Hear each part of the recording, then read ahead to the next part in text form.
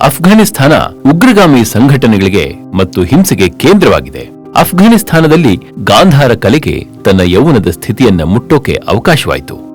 ಇದರಲ್ಲಿ ಬುದ್ಧನಿಗೆ ಅತ್ಯಂತ ಜ್ಞಾನೋದಯ ಉಂಟಾಯಿತು ಮತ್ತು ಶ್ರೇಷ್ಠವಾದ ತರಬೇತಿಯನ್ನ ಪಡೆದರು.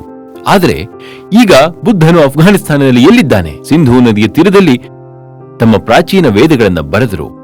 ಉಪನಿಷತ್ತು ಕೂಡ ಅಲ್ಲಿ ಜನ್ಮ ತಾಳಿತು. ಬಾಮಿಯಾನ್ನಲ್ಲಿ ಬುದ್ಧನ ಮೂರ್ತಿಗಳು ಇದ್ದುವು. ತಾಲಿಬಾನ್ ಬುದ್ಧನ ಆ ಮೂರ್ತಿಗಳನ್ನ ಬಾಂಬುಗಳಿಂದ ನಾಶ ಮಾಡಿತು. ಯಾವ ದೇಶದಲ್ಲಿ ಕಲೆಗಳಿವೆ, ಬುದ್ಧಿ ಇದೆ, ಆಧ್ಯಾತ್ಮಿಕತೆ ಇದೆ, ಧರ್ಮವಿದೆ, ಸಂಸ್ಕೃತಿ ಇದೆ, ಆದರೆ ಸೈನ್ಯವಿಲ್ಲವೋ ಆ ದೇಶದಲ್ಲಿ ಇಂತಹ ಘಟನೆಗಳು ನಡೀತಾನೇ ಇರುತ್ತವೆ. ದೊಡ್ಡ ಆಸ್ಪತ್ರೆಗಳಿರೋದು ಒಳ್ಳೆಯದೇ, ದೊಡ್ಡ ವಿಶ್ವವಿದ್ಯಾಲಯಗಳಿರೋದು ಒಳ್ಳೆಯದೇ, ಆದ್ರೆ ಧರ್ಮ, ಕಲೆ, ಪರಂಪರೆ, ಸಂಸ್ಕೃತಿಗಳನ್ನ ಉಳಿಸೋಕೆ ಅತ್ಯಂತ ಮುಖ್ಯವಾದುದು ಸಮೂಹ ಸೇನೆ. ಒಂದು ದೇಶಕ್ಕೆ ಸುರಕ್ಷೆ ಮತ್ತು ಸಂರಕ್ಷಣೆ ತುಂಬಾ ಮುಖ್ಯವಾಗುತ್ತೆ. ಭಾರತದಲ್ಲಿ ಧರ್ಮ, ಕಲೆ, ಪರಂಪರೆ ಎಲ್ಲ ಇದ್ರೂ ಕೂಡ ಸಮೂಹ ಸೇನೆಗಳ ಕೊರತೆಯಿಂದ ಬಹಳ ನಷ್ಟ ಉಂಟಾಗ್ತಾ ಇದೆ.